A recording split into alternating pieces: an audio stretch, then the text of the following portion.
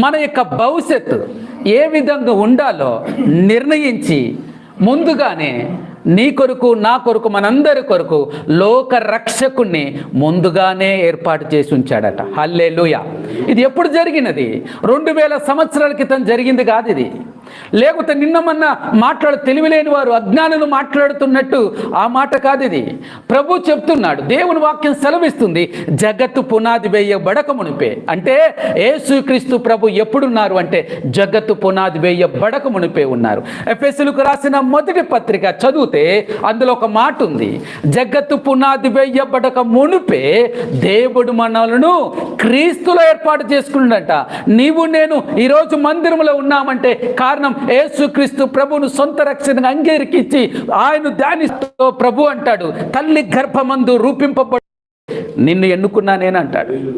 ఈరోజు దేవుడు చేసినప్పుడు